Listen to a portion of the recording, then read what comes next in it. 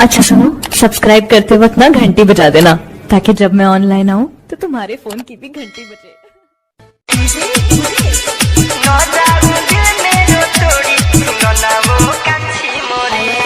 गिरगज घुमाए को याद तो होला, घंटा घर को छेउमा खिलाए थियो छोला।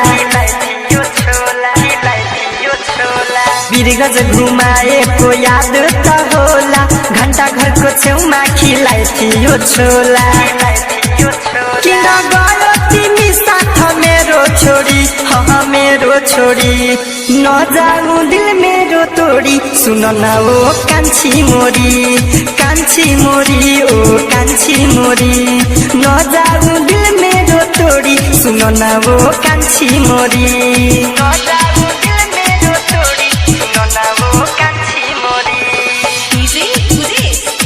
सुन न ओ कान्छी मोरी। जितपुर को ठुलो बजार किन भुलायो मेरो प्यार, किन भुलायो मेरो प्यार। जितपुर को ठुलो बजार किन भुलायो मेरो प्यार। तराईदेखि माथि घुमाएको साथी भन कसम से मेरो यार। भाँचिदियो तिमी मेरो मायाको डोरी, मेरो मायाको डोरी, नजाऊ दिल मेरो तोडी। सुन न ओ कान्छी मोरी, कान्छी मोरी, ओ कान्छी मोरी, नजाऊ दिल मेरो तोडी। सुन न ओ कान्छी मोरी,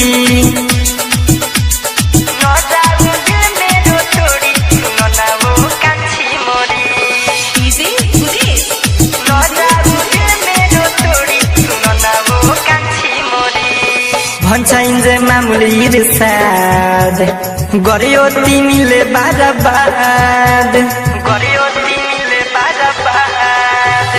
भन्छाइन्छ मामुली इर्साद गर्यो तिमीले बारबाद।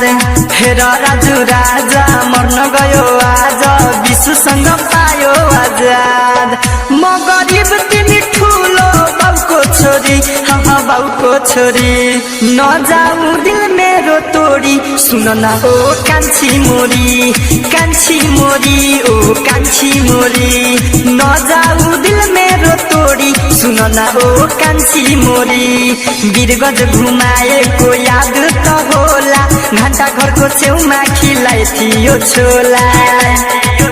किन गयो तिमी साथ मेरो छोरी, हाँ मेरो छोरी, नजाऊ दिल मेरो तोडी। सुन न ओ कान्छी मोरी, कान्छी मोरी, ओ कान्छी मोरी, नजाऊ दिल मेरो तोडी। सुन न ओ कान्छी